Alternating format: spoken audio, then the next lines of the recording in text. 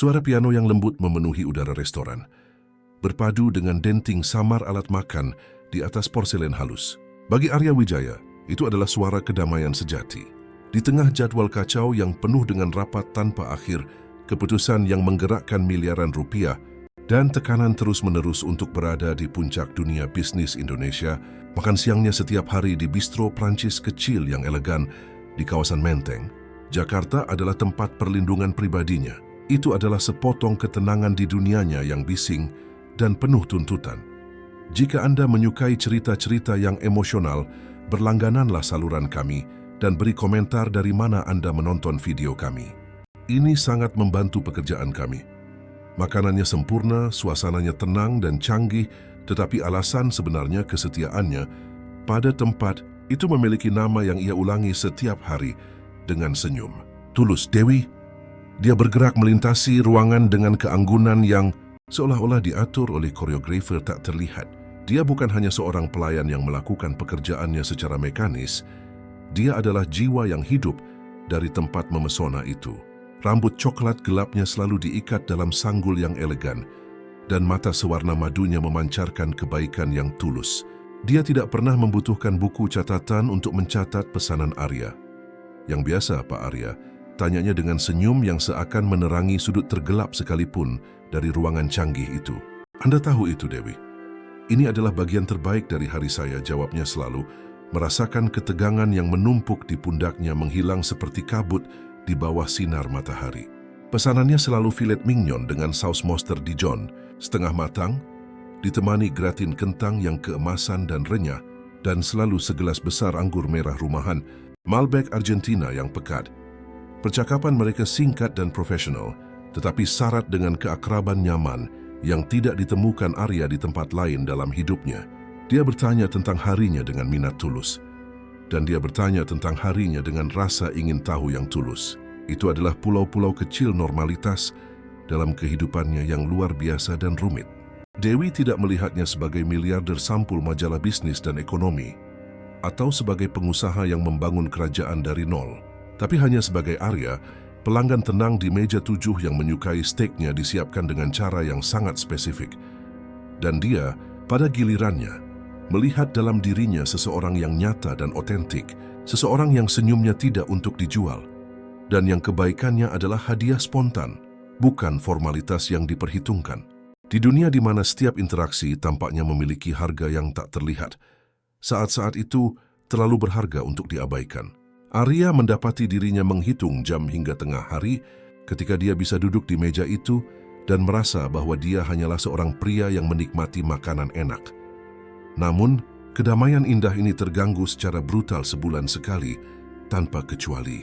Tradisi itu tidak berubah seperti pasang surut, makan malam bulanan dengan tunangannya Clara, dan orang tuanya Jean-Pierre dan Catherine Beaumont.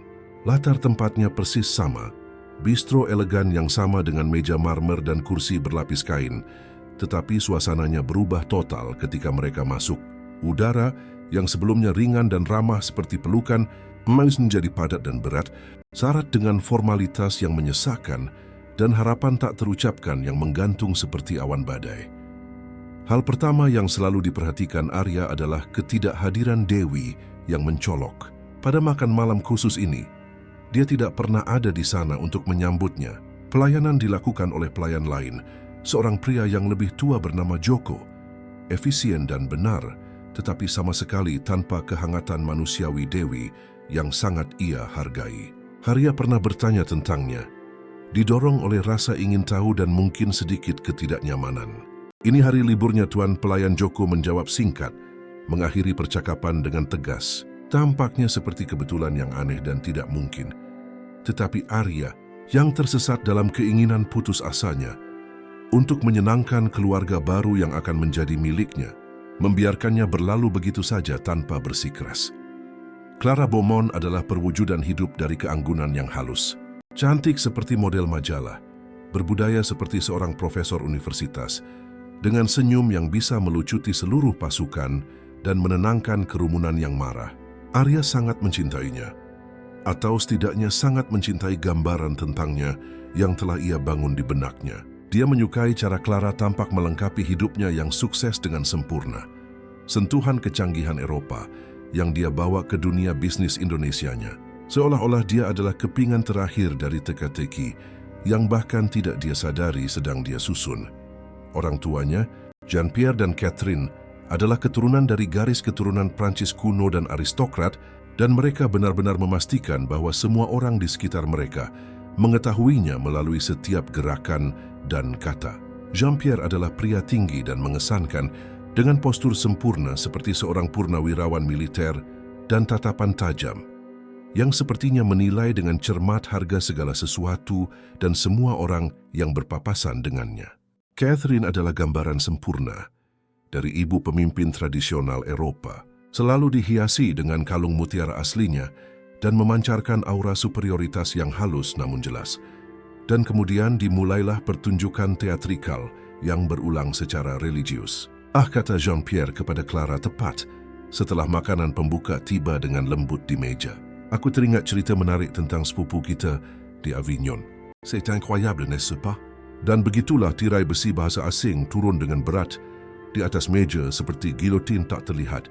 Percakapan mengalir dalam bahasa Prancis yang cepat dan merdu, penuh dengan ungkapan idiomatik dan referensi budaya, membuat Arya benar-benar terisolasi dan terasing. Dia tidak mengerti satu kata pun. Yang bisa dia lakukan hanyalah tersenyum sopan, mengangguk pada saat-saat yang tampak tepat, dan berusaha mati-matian untuk menguraikan bahasa tubuh mereka seperti seorang detektif amatir. Dia melihat dengan jelas tatapan penuh arti yang dipertukarkan antara ketiga anggota keluarga itu. Dia melihat senyum tertahan dan misterius Catherine, gerakan ekspansif dan teatrikal Jean-Pierre, dan tawa lembut dan merdu Clara. Mereka tidak hanya mengobrol santai, mereka terhubung pada tingkat yang dalam dan intim yang tidak akan pernah bisa dia capai, dan mereka tampaknya sengaja menekankan pengecualian itu. Kadang-kadang Clara berbalik lembut ke arahnya, meletakkan tangannya yang terawat sempurna di atas tangannya sebagai isyarat yang seharusnya menenangkan. Jangan khawatir, sayangku. Hanya basa-basi keluarga yang konyol. Ayah sedang menceritakan kisah lama tentang kebun anggur di Provence. Katanya selalu. Suaranya terdengar seperti penghiburan yang dilatih dengan hati-hati dan dibuat-buat. Tapi Arya bukanlah orang bodoh atau naif. Dia membangun kerajaan keuangan dari nol. Pada dasarnya berdasarkan kemampuannya yang tajam untuk membaca orang dan situasi rumit dengan presisi bedah. Dia melihat dengan sempurna perbedaan mencolok antara obrolan ringan yang bersahaja dan kilatan khusus dan jahat di mata Jean-Pierre ketika dia sengaja melihat ke arahnya dan mengatakan sesuatu dalam bahasa Prancis yang membuat Catherine tertawa kecil. Tertahan dan penuh konspirasi, Arya merasa seperti barang aneh yang dipamerkan di depan umum, keingintahuan eksotis yang mereka diskusikan secara terbuka dan tanpa malu-malu, dilindungi dengan nyaman oleh penghalang bahasa yang tidak bisa ditembus yang tidak dia kuasai. Perasaan terkucilkan itu sangat memalukan dan merusak. Simpul ketidakberdayaan yang erat terus-menerus terbentuk di perutnya setiap kali itu terjadi. Kenapa kalian tidak berbicara dalam bahasa Indonesia agar aku bisa berpartisipasi dalam percakapan? Dia bertanya langsung kepada Clara suatu malam di mobil mewah. Dalam perjalanan pulang setelah makan malam yang menyiksa lagi, aku merasa seperti orang asing di meja, akunya dengan kerentanan. Clara menghela napas dalam-dalam, suara panjang dan lelah yang menggema di interior kendaraan yang sunyi. Seolah-olah pertanyaannya adalah beban yang berat dan tidak adil. Arya sayang, kamu terkadang terlalu sensitif. Itu bahasa ibu mereka, kamu harus mengerti itu. Terkadang kata-kata mengalir begitu saja secara alami dalam bahasa ibu. Lebih alami dan nyaman seperti itu. Sama sekali bukan tentang kamu, sayangku. Itu hanya urusan keluarga lama, hal-hal lama dan membosankan, yang pasti tidak akan menarik bagimu sedikit pun. Dia ingin sekali mempercayainya. Dengan setiap serat tubuhnya, Arya menatap lekat-lekat wajahnya. Begitu cantik dan tenang di bawah lampu kuning kota yang berlalu dengan cepat, dan secara mental memaksa dirinya untuk menelan keraguan yang tumbuh dan ketakutannya yang tidak rasional. Dia benar-benar mencintainya. Dia akan menikahinya dalam upacara akbar. Inilah keluarga yang secara sadar dia pilih untuk bergabung. Dan jika harga yang tak terhindarkan untuk membayar kehidupan yang tampaknya sempurna ini adalah merasa seperti orang bodoh yang tidak mengerti sebulan sekali, mungkin itu benar-benar layak untuk ditanggung. Setidaknya itulah yang dia ulangi terus-menerus pada dirinya sendiri di malam-malam tanpa tidur, sementara gema tawa dalam bahasa Prancis masih bergema terus-menerus di telinganya seperti pengingat yang konstan dan menyakitkan bahwa di meja khusus itu dia adalah dan mungkin akan selamanya menjadi orang asing yang tidak diinginkan. Situasinya menyesakkan dan menindas, tetapi Arya meyakinkan dirinya sendiri bahwa cinta sejati menuntut pengorbanan yang signifikan. 1 bulan lagi berlalu dengan cepat, dan malam yang menentukan itu tiba lagi dengan ketepatan waktu yang kejam. Itu adalah hari Kamis ketiga bulan Oktober, malam tradisional makan malam bulanan. Sambil menyesuaikan simpul dasi Italianya dengan cermat di cermin berornamen di aula masuk penthouse-nya, Arya melihat Clara di belakangnya selesai memasang anting-anting berlian dengan elegan yang dia berikan sebagai hadiah ulang tahun beberapa bulan lalu. Dia benar-benar menakjubkan dalam balutan gaun sutra biru tua yang sangat menonjolkan warna mata hijaunya yang tajam. "Siap, sayangku?"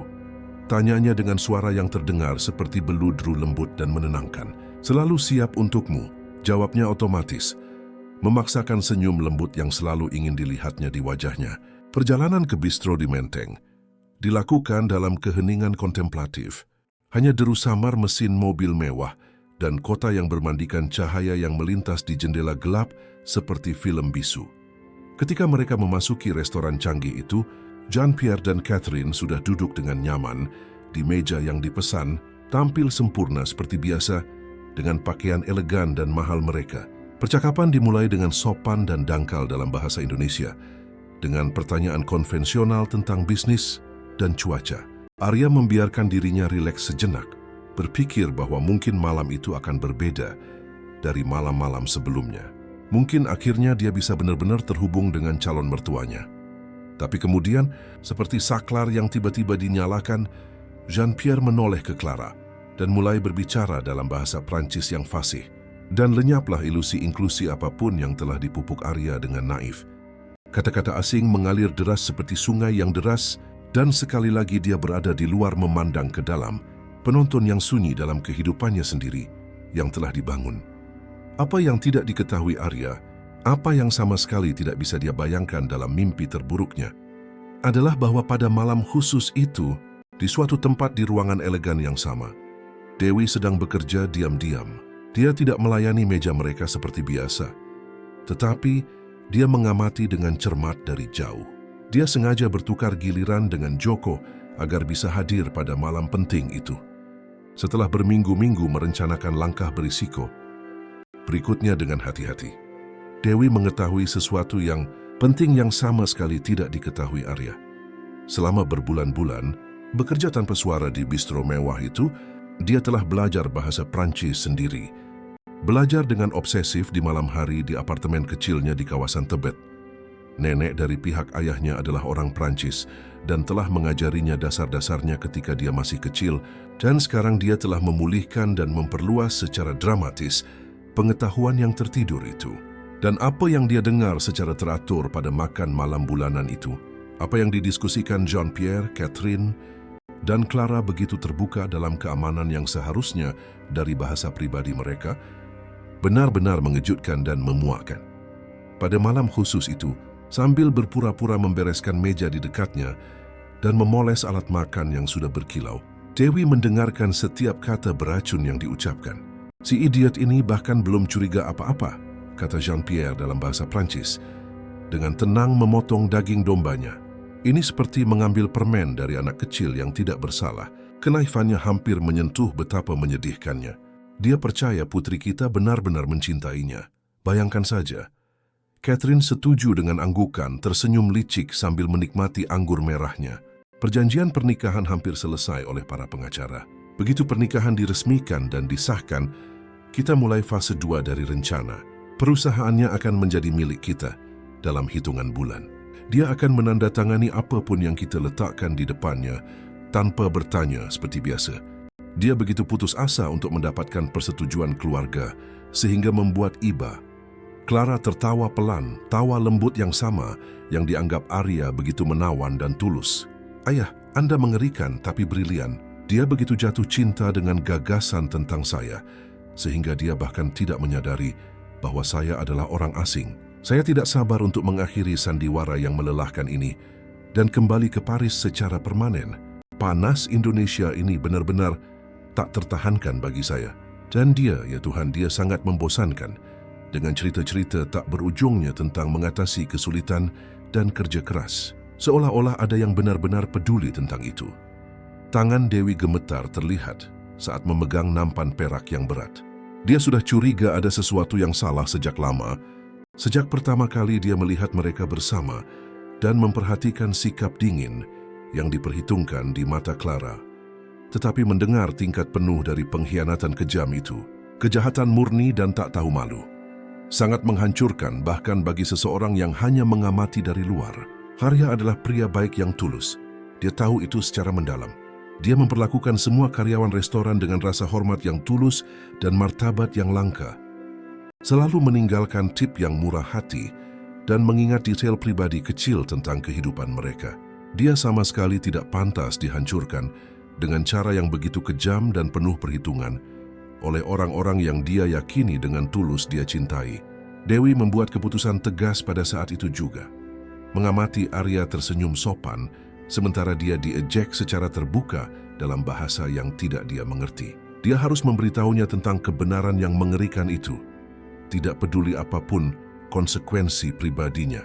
Tidak peduli jika dia kehilangan pekerjaan tetapnya atau menghadapi konsekuensi hukum.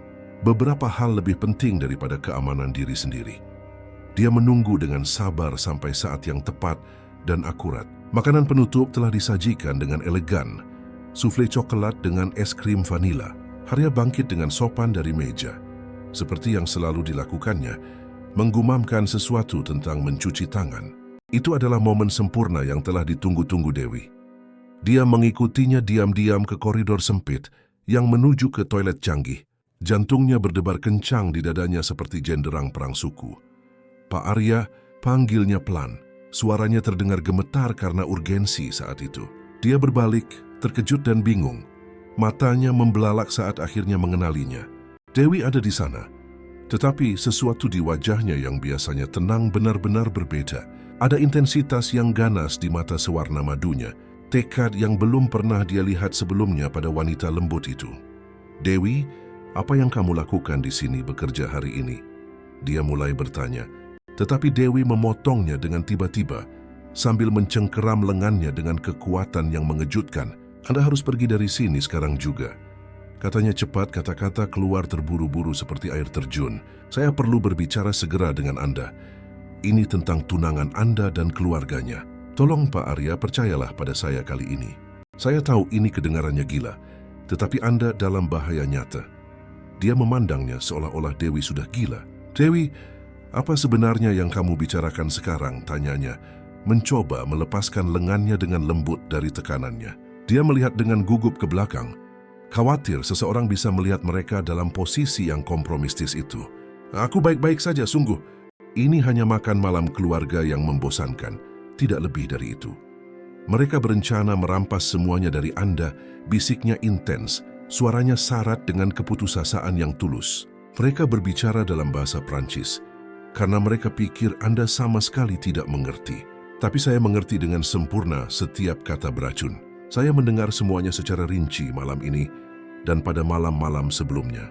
Mereka akan menikah dengan Anda hanya untuk mengambil kendali penuh atas perusahaan Anda melalui manuver hukum. Clara tidak benar-benar mencintaimu.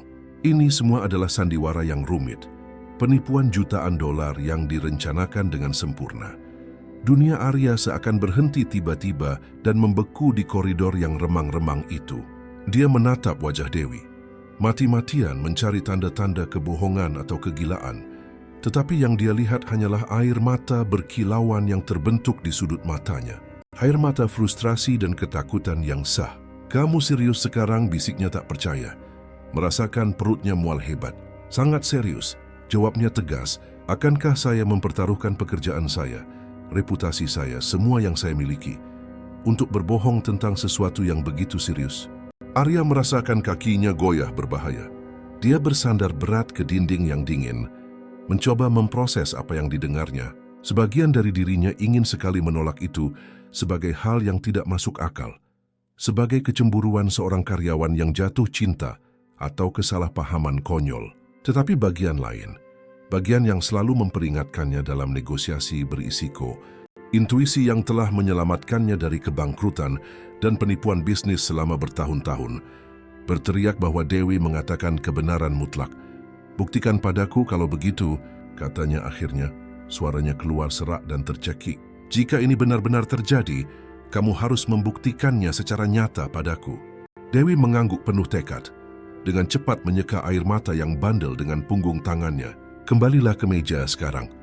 Bersikaplah normal seperti biasa. Tapi perhatikan baik-baik ekspresi wajah mereka ketika mereka berbicara dalam bahasa Prancis. Perhatikan mata mereka, Arya. Perhatikan bagaimana mereka menatap Anda secara spesifik. Dan besok pagi, kita bertemu di sini di restoran sebelum buka. Aku akan menunjukkan padamu bukti nyata yang berhasil aku kumpulkan secara diam-diam." Dia ragu-ragu sejenak, menatap lekat padanya. Segala sesuatu di dalam dirinya ingin berlari kembali ke meja itu, memeluk Clara, dan melupakan percakapan yang meresahkan itu. Tapi sesuatu yang lebih kuat menahannya di sana, sesuatu yang tidak bisa dia abaikan dengan mudah. "Baiklah," dia setuju akhirnya, suaranya nyaris tak lebih dari bisikan lemah. "Besok kalau begitu." Tapi Dewi, jika ini semacam lelucon kejam atau kesalahan, dia membiarkan ancaman itu menggantung di udara, tidak lengkap. "Ini bukan lelucon," janjinya dengan sungguh-sungguh. "Aku hanya berharap ini hanyalah kesalahpahaman konyol."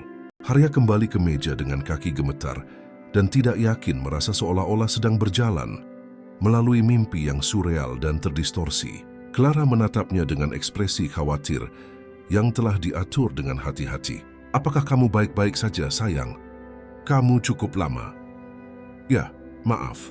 Hanya telepon kerja mendesak." Dia berbohong secara otomatis, suaranya terdengar aneh bahkan di telinganya sendiri.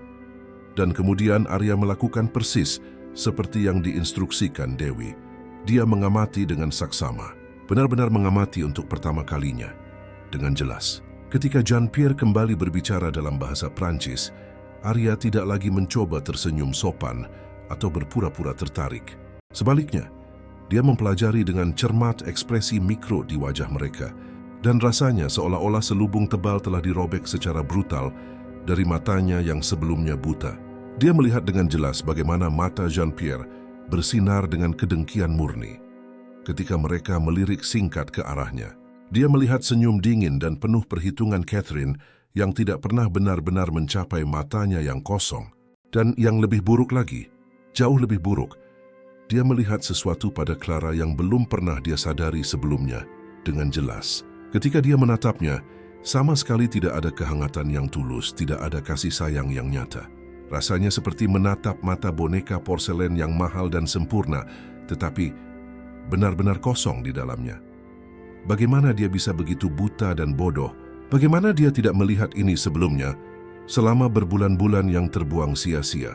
Arya merasa mual secara fisik, tetapi memaksakan diri untuk menyelesaikan makan sambil mempertahankan ketenangan. Dia menjawab ketika mereka berbicara dengannya, tersenyum ketika seharusnya. Tetapi di dalam hatinya dia benar-benar hancur berkeping-keping. Ketika makan malam akhirnya berakhir dan dia mengantar Clara ke apartemen mewahnya, wanita itu membungkuk untuk menciumnya dengan lembut seperti biasa. Tetapi untuk pertama kalinya sejak mereka bertemu, Arya merasakan jijik secara fisik. Malam itu Arya tidak bisa tidur sedetik pun. Dia berbaring di tempat tidur ukuran king di penthouse mewahnya, menatap langit-langit tinggi, sementara pikirannya berputar tak terkendali dalam lingkaran setan. Setiap momen yang dibagikan bersama Clara selama 2 tahun terakhir melintas di depan matanya seperti film berkecepatan tinggi. Setiap senyuman yang dia yakini tulus, setiap kata cinta yang diucapkannya, setiap rencana yang mereka buat bersama untuk masa depan. Apakah semuanya bohong sejak awal? Sebuah sandiwara yang rumit dan diatur dengan hati-hati.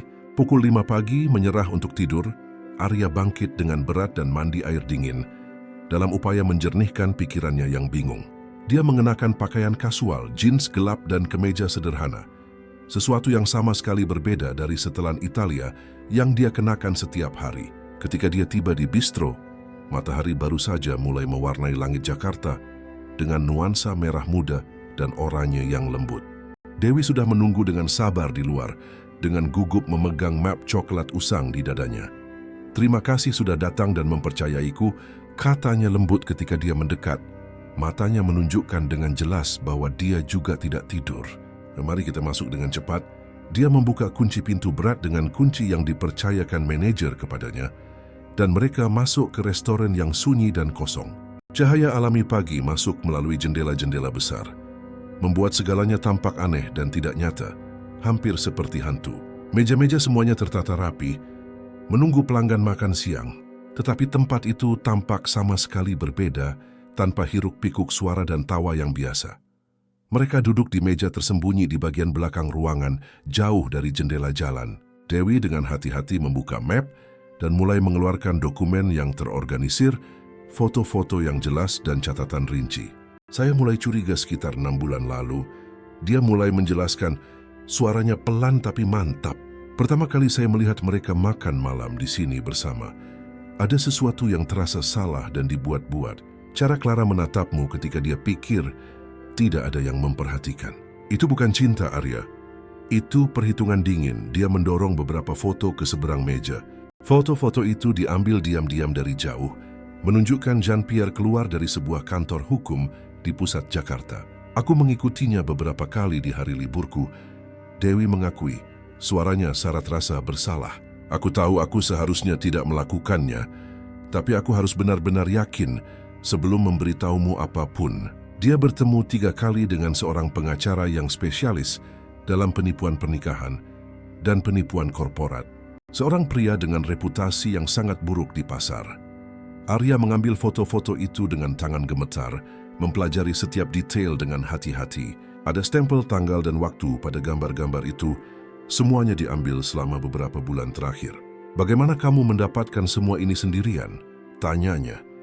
Terkesan sekaligus takut dengan dedikasinya. "Saya punya sepupu yang merupakan penyelidik swasta," jelasnya. "Saya meminta bantuannya. Dia melakukan ini sebagai bantuan pribadi, tanpa memungut biaya. Dia juga berpikir kamu pantas mengetahui kebenaran sepenuhnya. Ada lebih banyak dokumen cetak, halaman demi halaman informasi rinci, catatan percakapan telepon yang diperoleh secara legal. Meskipun Dewi tidak menjelaskan secara pasti bagaimana caranya, transkrip dari beberapa percakapan dalam bahasa Prancis yang berhasil dia rekam secara diam-diam dengan ponselnya selama makan malam menggunakan aplikasi khusus. Terjemahan tertulisnya sangat menghancurkan dan sangat jelas. Sama sekali tidak ada ambiguitas dalam niat mereka. Mereka berencana dengan cermat menikahkan Clara dengan Arya, membuatnya menandatangani dokumen yang secara bertahap akan mentransfer kendali perusahaannya ke perusahaan induk bayangan yang mereka kendalikan, dan kemudian ketika semuanya dijamin dan aman, mereka akan menghilang kembali ke Prancis meninggalkannya hancur total secara finansial. Rencananya sangat cerdik dalam kekejamannya yang diperhitungkan. Mereka telah mempelajari secara mendalam hukum Indonesia tentang harta gonogini, menemukan celah hukum yang bisa mereka manfaatkan dengan terampil. Pengacara mereka adalah spesialis dalam membuatnya tampak bahwa semuanya sepenuhnya sukarela dan legal, bahwa Arya membuat keputusan bisnis yang buruk atas kemauannya sendiri. Ketika semuanya tak terhindarkan runtuh, akan tampak seolah-olah dia hanya tidak kompeten dalam mengelola asetnya sendiri, bukan bahwa dia telah ditipu dengan sengaja oleh penipu profesional. Arya merasakan mual fisik yang semakin kuat. Dia membaca setiap kata, setiap baris, setiap bukti yang memberatkan. Seluruh hidupnya ada di kertas-kertas itu, berubah menjadi penipuan yang direncanakan dengan cermat. "Berapa lama lagi sampai pernikahan?"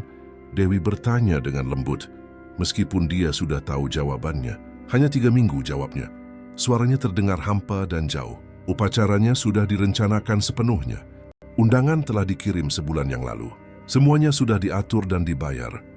"Apa yang akan kamu lakukan sekarang?" tanyanya, dengan lembut meletakkan tangannya di atas tangannya sebagai isyarat penghiburan yang tulus. Arya menatap tangan kecil dan kapalan itu di atas tangannya. Begitu berbeda dari tangan Clara yang terawat sempurna. Ada kejujuran dalam sentuhan sederhana itu.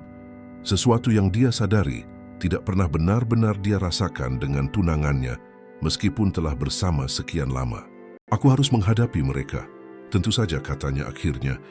Suaranya mendapatkan tekad yang tidak dia rasakan selama berjam-jam. Tapi aku harus melakukannya dengan cara yang benar dan strategis. Jika aku membatalkan pernikahan begitu saja dan menghadapi mereka secara langsung, mereka akan menyangkal semuanya dengan keras dan bahkan mungkin menuntutku atas pencemaran nama baik. Dewi mengangguk mengerti. Kamu butuh pengacara yang hebat, katanya.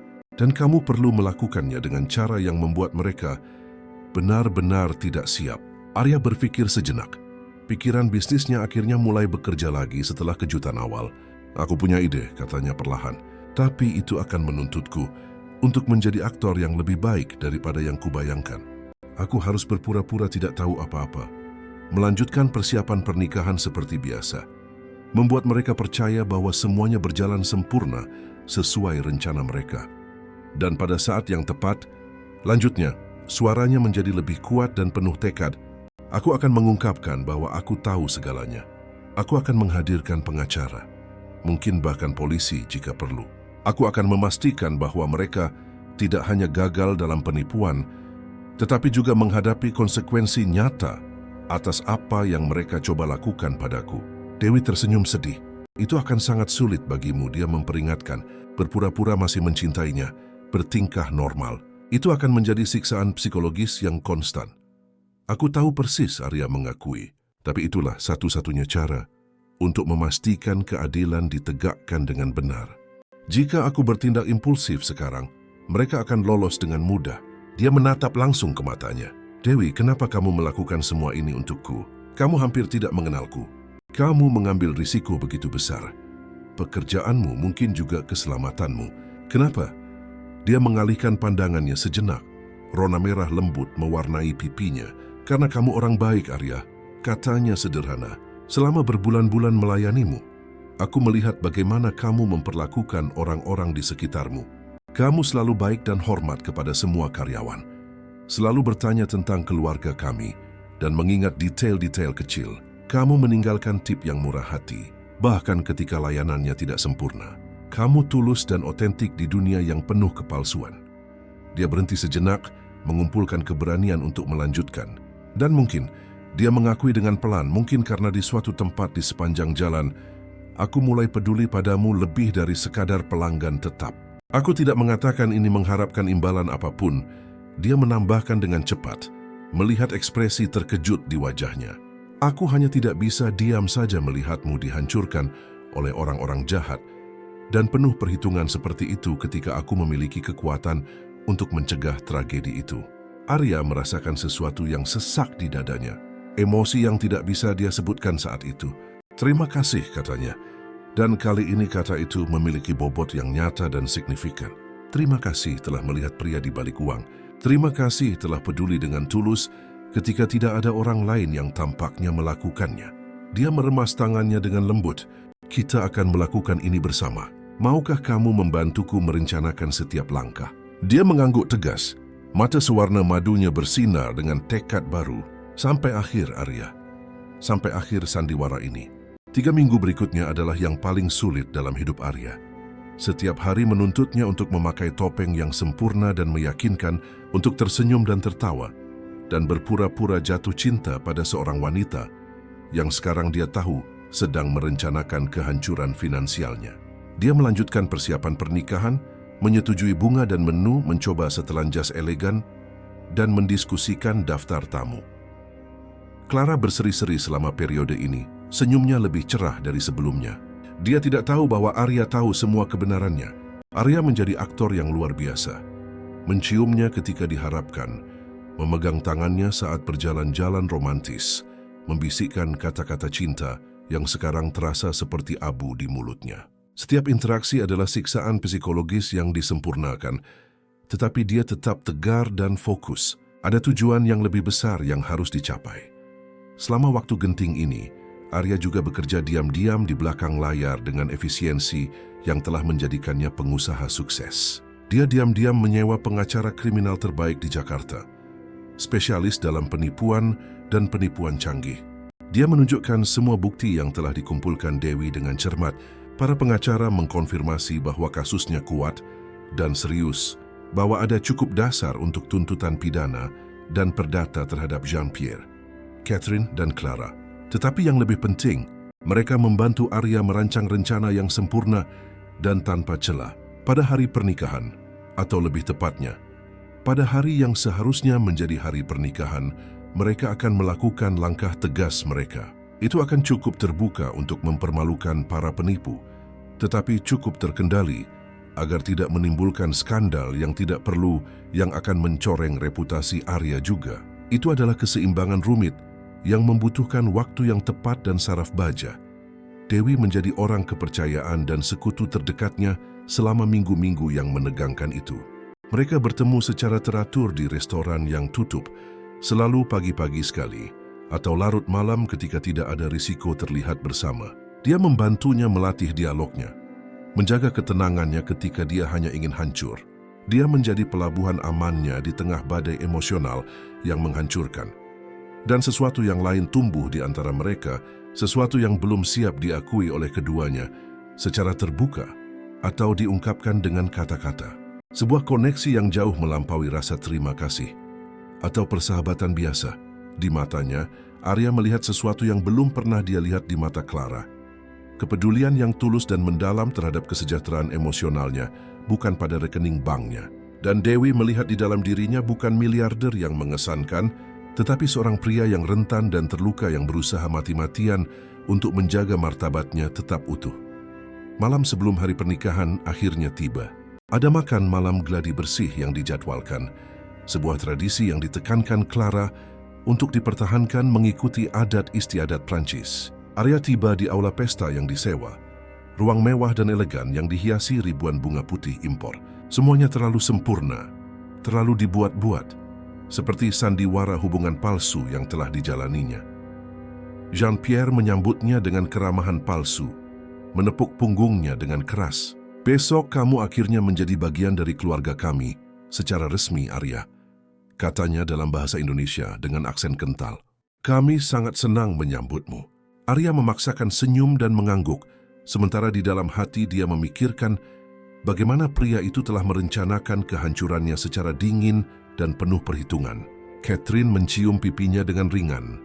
Parfumnya yang mahal dan memuakkan menyerbu lubang hidungnya. "Ini akan menjadi hari yang indah dan tak terlupakan," desahnya dengan nada palsu. "Dan itu akan benar-benar tak terlupakan," pikir Arya dengan ironi pahit. Hanya saja tidak seperti yang mereka bayangkan atau harapkan. Clara benar-benar menakjubkan dalam balutan gaun putih sederhana. Pendahuluan dari gaun pengantin yang akan dikenakannya keesokan harinya. Dia mendekatinya. Mata hijaunya berbinar dengan apa yang tampak seperti kegembiraan tulus, tetapi yang sekarang diakui Arya sebagai keserakahan yang terselubung. "Aku tidak sabar untuk menjadi istrimu secara resmi," bisiknya mencium bibirnya dengan lembut. "Aku juga."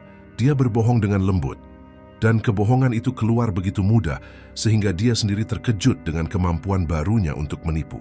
Makan malam berlangsung seperti yang diharapkan, dengan pidato emosional yang disiapkan, bersulang dengan sampanye Prancis yang sangat mahal dan banyak tawa paksa.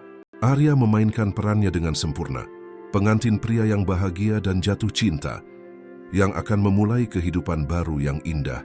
Tetapi ketika dia akhirnya tiba di rumah larut malam, dia membiarkan dirinya jatuh ke tempat tidur, benar-benar lelah secara emosional dan fisik.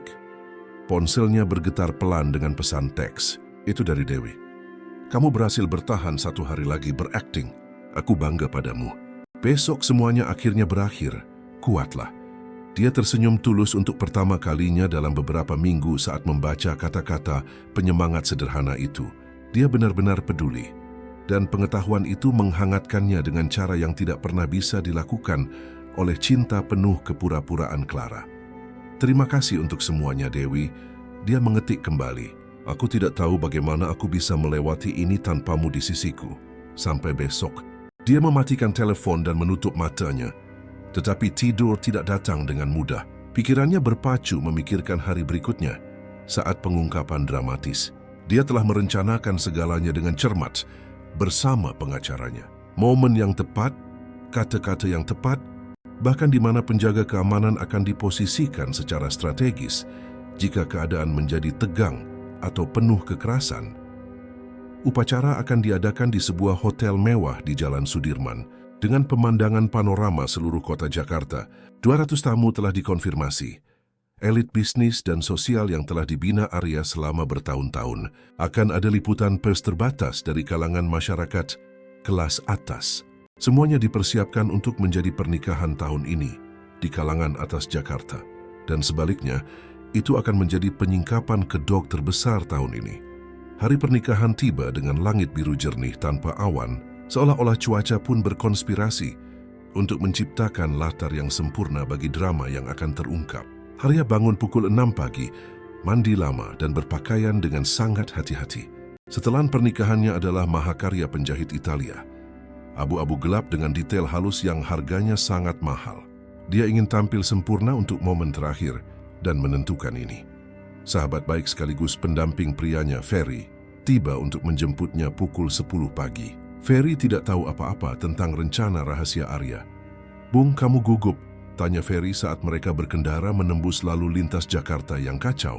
"Wajar merasa gugup di hari pernikahan, tapi kamu akan lihat itu akan berlalu. Clara luar biasa. Kamu pria yang sangat beruntung." Arya hanya tersenyum samar, membiarkan temannya menafsirkan keheningannya sebagai kegugupan pra-pernikahan yang umum. Mereka tiba di hotel pukul 11, hanya 2 jam sebelum upacara dijadwalkan. Para tamu mulai berdatangan secara bertahap. Semuanya berpakaian elegan dan bersemangat untuk perayaan tersebut. Aula itu telah diubah menjadi sesuatu yang keluar dari majalah mewah dengan rangkaian bunga yang rimbun, pencahayaan profesional, dan dekorasi yang harganya lebih mahal daripada yang diperoleh kebanyakan orang dalam bertahun-tahun kerja. Arya menyapa para tamu secara otomatis, menjabat tangan dan menerima ucapan selamat yang terdengar bergema dari jauh. Tapi matanya terus-menerus mencari pintu masuk samping yang tersembunyi, tempat pengacaranya seharusnya tiba. Mereka muncul tepat waktu pada pukul 12.15. 3 pria berjas gelap membawa map kulit. Bersama mereka ada seorang jurusita dan 2 polisi berpakaian preman. Semuanya berjalan sesuai rencana. Arya merasakan campuran teror dan lega. Akhirnya, setelah berminggu-minggu berpura-pura yang menyiksa, kebenaran akan terungkap ke publik. Clara berada di kamar pribadi di lantai atas, bersiap-siap dengan para pengiring pengantin dan ibunya, Catherine. Arya tahu ini karena dia menerima pembaruan rutin dari penyelenggara acara. Dia meminta penyelenggara untuk memanggil Jean-Pierre untuk percakapan pribadi yang mendesak di ruang pertemuan yang berdekatan dengan aula utama. Ini tentang surat-surat terakhir dari perjanjian pranikah. Arya menjelaskan dengan tenang. "Saya perlu dia meninjau sesuatu yang penting sebelum upacara dimulai secara resmi."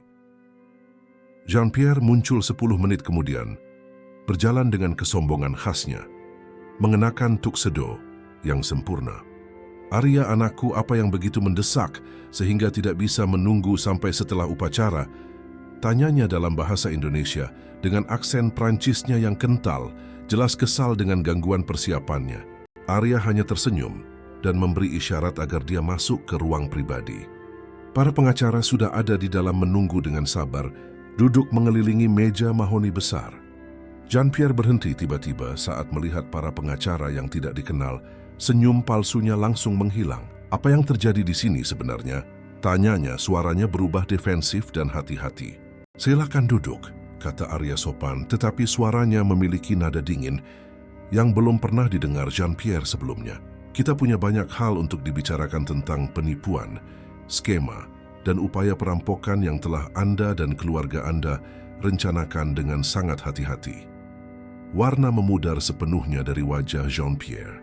"Saya tidak tahu apa yang Anda bicarakan," gumamnya, tetapi suaranya gemetar terlihat mengkhianati kegugupannya.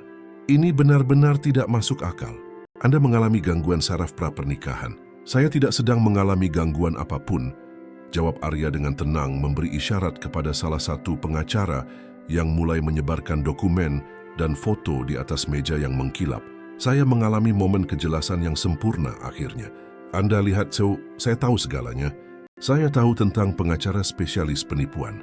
Saya tahu tentang rencana untuk mengambil alih perusahaan saya melalui dokumen palsu. Saya tahu tentang setiap percakapan dalam bahasa Prancis yang Anda lakukan untuk mengejek kepercayaan dan kenaifan saya. Mustahil Bisik Jean-Pierre menatap lekat pada bukti yang tersebar. Bagaimana kamu bisa tahu semua ini? Katakanlah saya mendapat bantuan dari seseorang yang benar-benar peduli pada saya, kata Arya. Seseorang yang berbicara bahasa Prancis dengan lancar dan mendengar setiap kata beracun yang kalian ucapkan karena mengira aman di balik penghalang bahasa. Tepat pada saat itu, Catherine dan Clara digiring masuk ke ruangan oleh penjaga keamanan yang diam-diam. Mereka masuk dengan bingung dan kesal, masih mengenakan pakaian persiapan upacara mereka. Apa yang terjadi di sini? Tuntut Clara, melihat sekeliling ruangan dengan ketakutan yang meningkat. Kenapa kami dibawa keluar dari sana dengan begitu mendesak? Pernikahan dimulai kurang dari setengah jam lagi. Arya, ada apa ini semua? Tidak akan ada pernikahan, Clara, kata Arya. Suaranya tenang namun kokoh seperti baja yang ditempa. Karena saya tidak menikahi penipu profesional yang melihat cinta saya sebagai peluang untuk memperkaya diri secara tidak sah. Dia menunjuk ke dokumen-dokumen itu. Saya tahu semua tentang rencana rumit Anda. Saya tahu Anda tidak pernah benar-benar mencintai saya. Saya tahu ini semua adalah sandiwara yang diperhitungkan sejak hari pertama kita bertemu. Clara menjadi pucat pasi, tetapi dengan cepat mencoba mendapatkan kembali ketenangannya. Arya, sayangku, kamu benar-benar bingung. Dia memulai, suaranya berubah menjadi nada manis yang selalu dia gunakan untuk memanipulasinya. Seseorang menanamkan ide-ide konyol di kepalamu. Siapapun yang memberitahumu kebohongan absurd ini, mereka mencoba memisahkan kita karena mereka iri dengan kebahagiaan kita. Cukup kebohongannya, potong Arya dengan dingin. Saya punya rekaman percakapan kalian. Saya punya foto, dokumen, saksi. Saya punya semua yang diperlukan untuk membuktikan niat kriminal Anda di pengadilan. Catherine akhirnya menemukan suaranya yang melengking. Kamu tidak bisa melakukan ini pada kami. Dia praktis berteriak. Semua ketenangan aristokratnya menghilang dalam kepanikan. Kami berasal dari keluarga yang dihormati. Secara internasional, kami memiliki koneksi kuat di seluruh Eropa. Kami akan menuntutmu atas pencemaran nama baik, atas pelanggaran kontrak, atas semua yang bisa kami pikirkan. Silakan saja mencoba, jawab Arya dengan tenang. Pengacara saya sangat ingin membela kasus ini, dan saya yakin pers Indonesia dan Prancis akan menyukai cerita tentang aristokrat Prancis yang mencoba menipu jutaan dolar dari pengusaha Indonesia yang sukses. Salah satu pengacara Arya, seorang pria parubaya dengan kacamata tebal, berdeham dengan sopan. Tuan Beaumont, Nyonya Beaumont, Nona Beaumont. Dia memulai secara formal. Anda memiliki dua pilihan saat ini.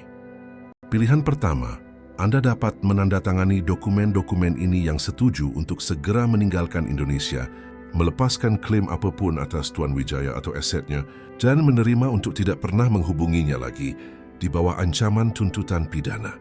Pilihan kedua, kami dapat melanjutkan dengan tuntutan pidana formal atas percobaan penipuan, pemalsuan identitas, dan konspirasi. Dalam hal ini, Anda kemungkinan besar akan menghadapi penjara dan pertarungan hukum yang panjang dan mahal, yang akan menghancurkan reputasi Anda yang dihormati. Keheningan berat yang menyusul benar-benar menyesakkan.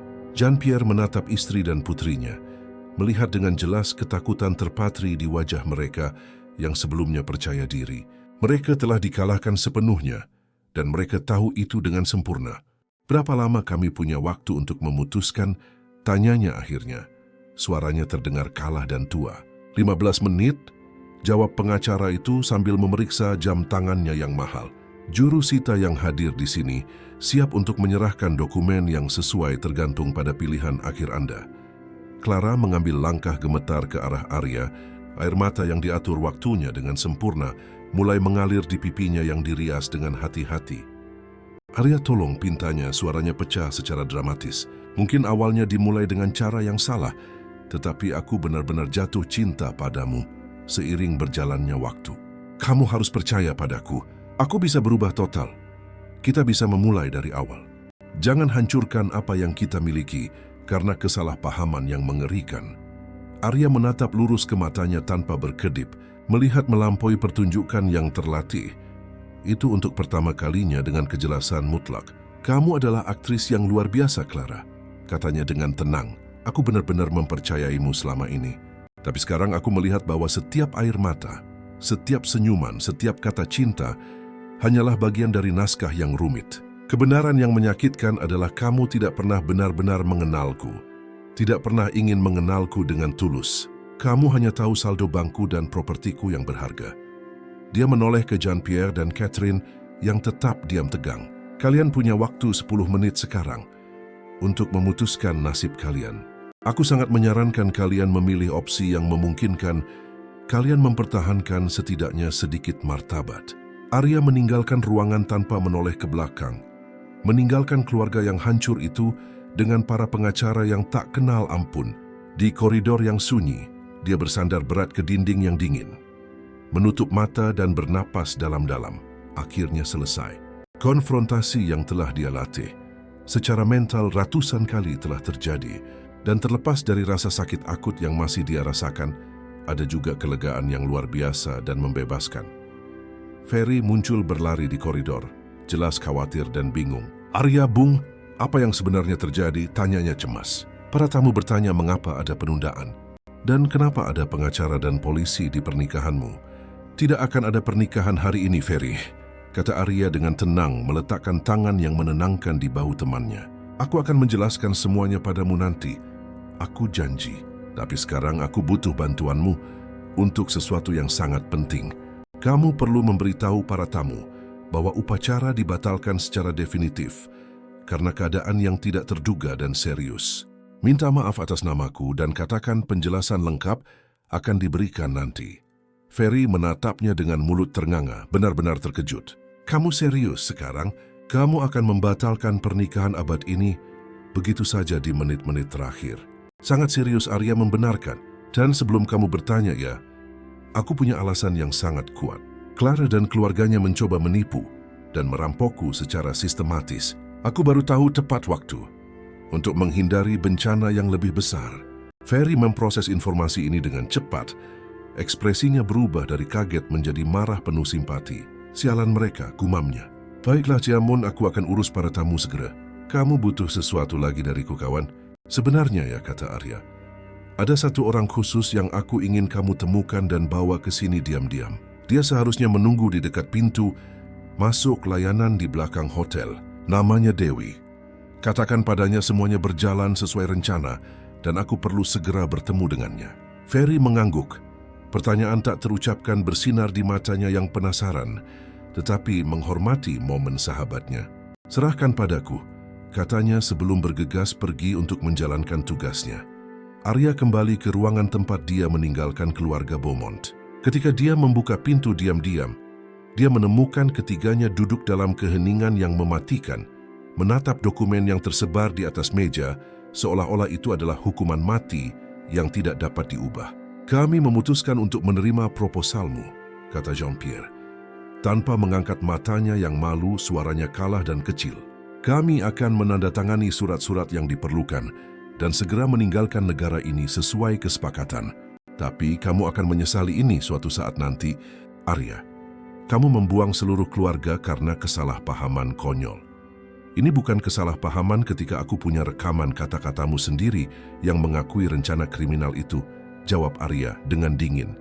Dan satu-satunya hal yang akan kusesali adalah telah membuang 2 tahun hidupku dengan orang-orang palsu dan oportunis seperti itu. Tapi ini adalah pelajaran berharga yang kupelajari tentang mempercayai penampilan yang dipoles secara buta. Dokumen-dokumen itu ditandatangani dalam keheningan yang tegang. Setiap tanda tangan tampak seperti penghinaan kecil terhadap kebanggaan keluarga Beaumont yang membengkak. Para pengacara memeriksa setiap tanda tangan dan paraf dengan cermat, memastikan semuanya legal dan mengikat. Kalian punya waktu 48 jam untuk meninggalkan wilayah Indonesia. Pengacara utama memberitahu dengan singkat. Jika kalian ditemukan di sini setelah batas waktu tersebut, proses pidana akan dimulai secara otomatis tanpa peringatan lebih lanjut. Apakah sudah jelas? Jean-Pierre mengangguk kaku, bangkit dengan susah payah seolah-olah dia telah menua puluhan tahun dalam beberapa menit. Catherine mengikuti dalam diam. Postur aristokratnya akhirnya benar-benar patah. Tapi Clara lah yang berhenti di pintu, berbalik untuk terakhir kalinya secara dramatis. Aku harap kamu menemukan apa yang benar-benar kamu cari, Arya, katanya. Dan untuk pertama kalinya suaranya terdengar hampir manusiawi dan nyata. Aku harap ada seseorang di luar sana yang bisa mencintai pria di balik semua uang itu, karena jelas aku tidak bisa melakukannya. Dan dengan kata-kata yang jujur itu, dia pergi meninggalkan Arya sendirian dengan pikirannya yang bergejolak. Ada sesuatu yang menyedihkan pada saat itu, terlepas dari semua pengkhianatan dan kebohongan. Mereka adalah orang-orang yang tersesat dan kosong, tidak mampu melihat nilai dalam apapun selain angka di rekening bank. Ferry kembali beberapa menit kemudian bersama Dewi di sisinya. Dia berpakaian sederhana namun elegan. Gaun biru tua yang sopan dan sepatu datar yang nyaman. Rambutnya tergerai jatuh dalam gelombang alami di bahunya. Begitu berbeda dari sanggul profesional yang dia kenakan di tempat kerja. Ketika matanya bertemu dengan mata Arya, ada keprihatinan yang tulus dan mendalam terpatri di sana yang menghangatkan sesuatu di dalam dirinya yang telah lama membeku. "Semua baik-baik saja," katanya sebelum Dewi sempat bertanya. Akhirnya selesai. Mereka menandatangani dokumen dan akan pergi dari Indonesia dalam 2 hari. "Terima kasih padamu, Dewi. Berkat keberanianmu yang luar biasa, aku tidak kehilangan semua yang telah kubangun selama bertahun-tahun kerja keras." Dia tersenyum malu-malu, meremas tangannya dengan gugup. "Aku hanya melakukan apa yang benar secara moral. Siapapun yang baik akan melakukan hal yang sama di posisiku." Tidak, Arya tidak setuju dengan lembut berjalan ke arahnya. Kebanyakan orang akan memalingkan muka, melindungi kepentingan egois mereka sendiri. Kamu mempertaruhkan segalanya, tanpa mengharapkan imbalan apapun. Itu langka dan terlalu berharga. Ferry mengamati interaksi di antara mereka dengan minat yang semakin besar dan jelas. Senyum mulai terbentuk di wajahnya. "Jadi ini pahlawan dari cerita ini," katanya dengan persetujuan yang jelas. "Dewi, senang bertemu denganmu. Aku Ferry, sahabat pria keras kepala ini.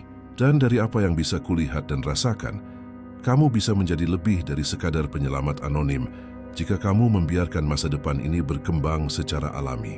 Dewi tersipu, tetapi tidak menyangkal sindiran yang jelas itu.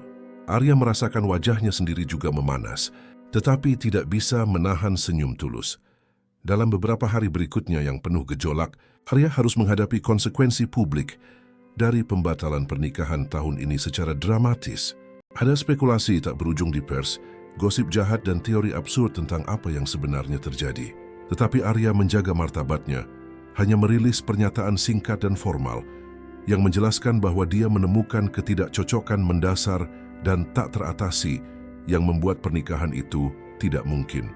Dia tidak mengekspos rincian kotor dari rencana penipuan itu secara publik, membiarkan keluarga Beaumont mempertahankan sedikit martabat saat mereka melarikan diri kembali ke Prancis dalam kekalahan.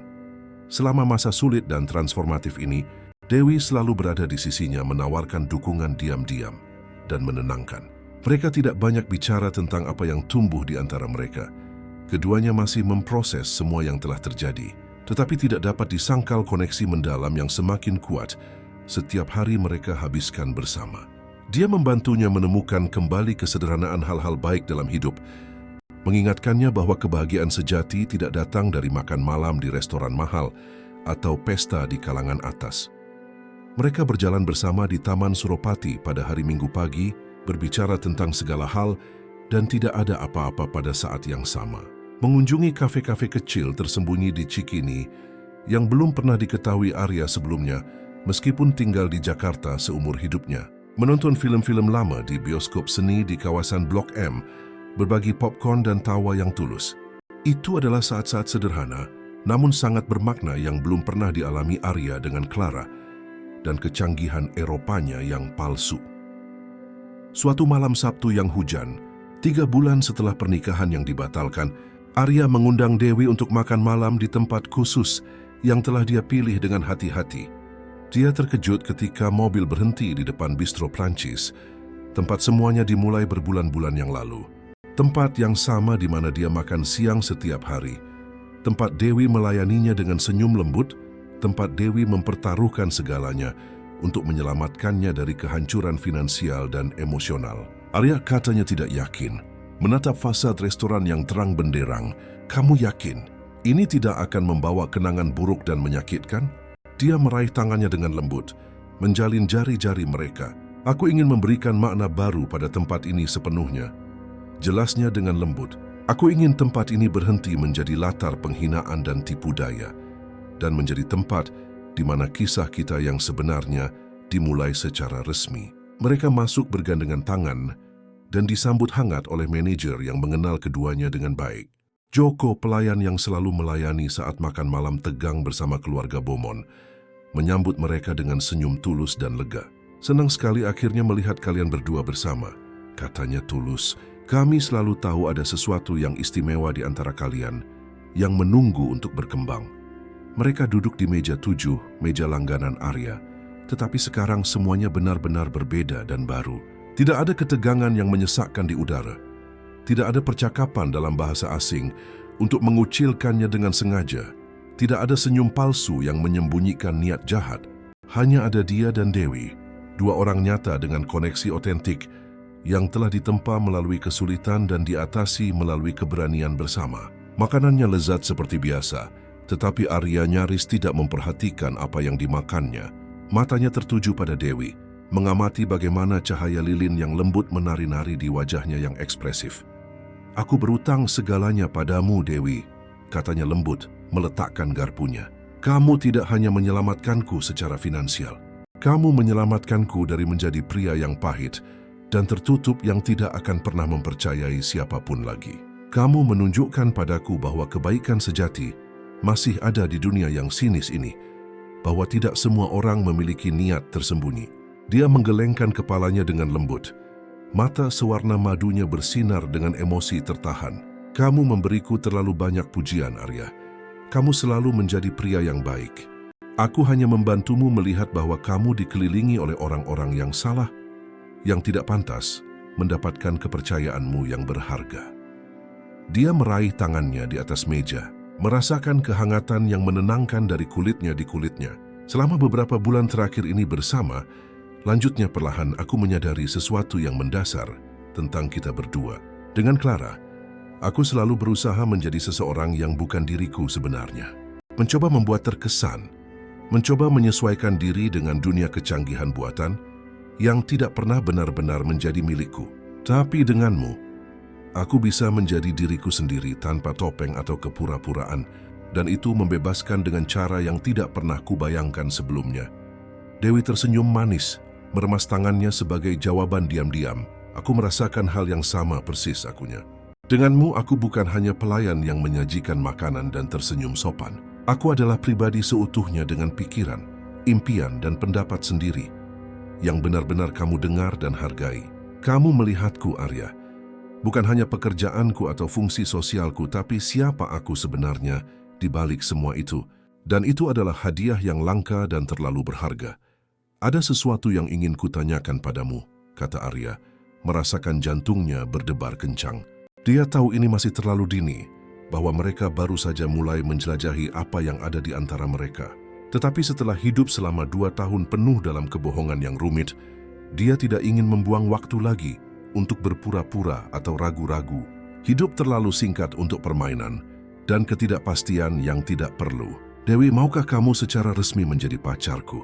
Bukan karena aku punya uang atau bisa menawarimu kehidupan mewah yang berlebihan, tapi hanya karena saat aku bersamamu, aku merasa lebih hidup dan sejati daripada yang pernah kurasakan sebelumnya dalam hidupku."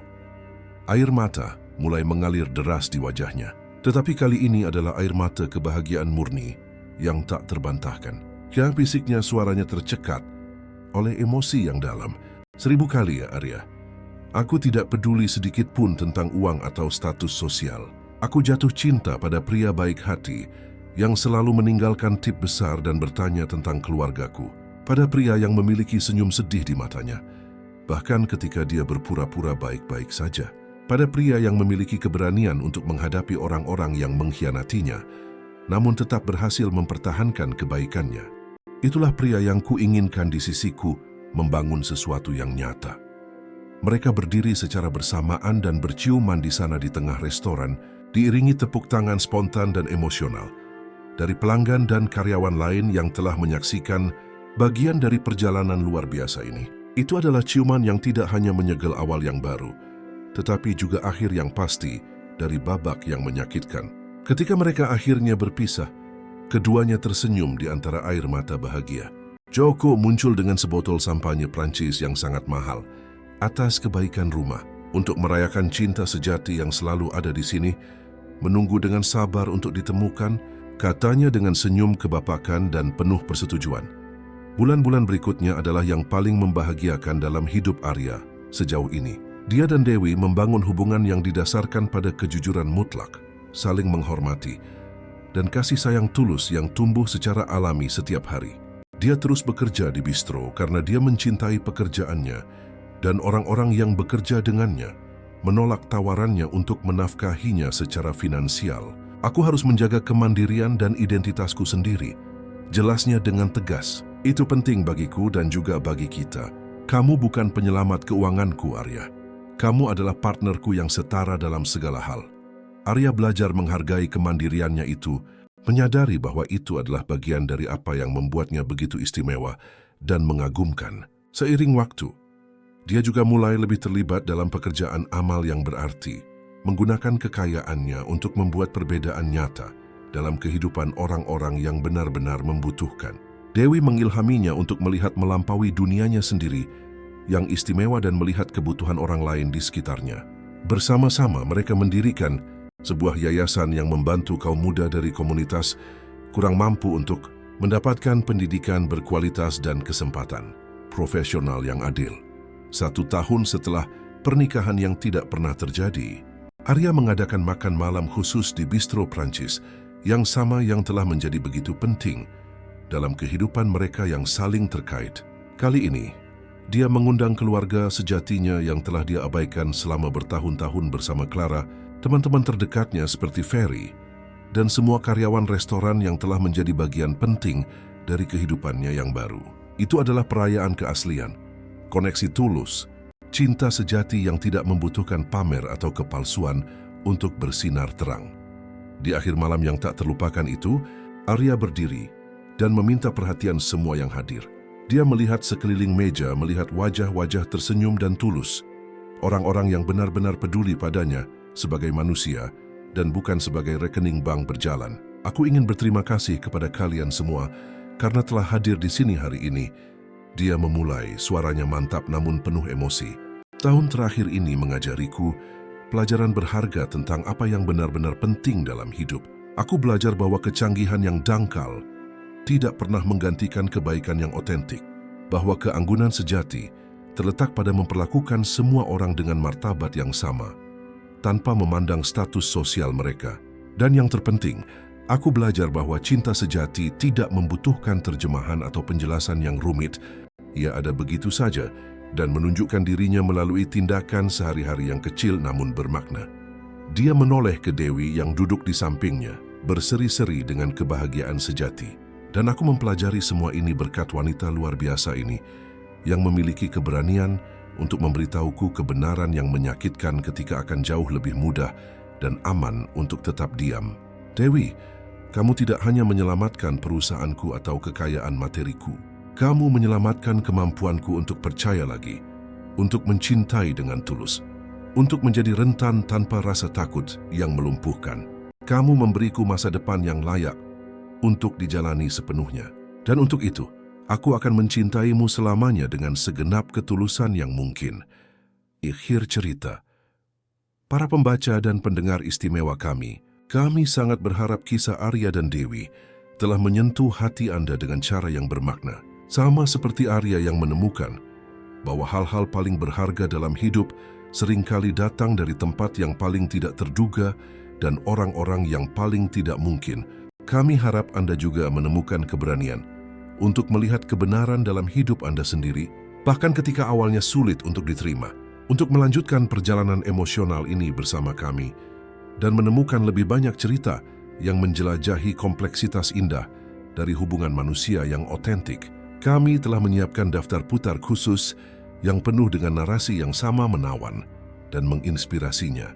Anda dapat menemukannya dengan mudah dengan mengklik di sini di sisi kiri layar.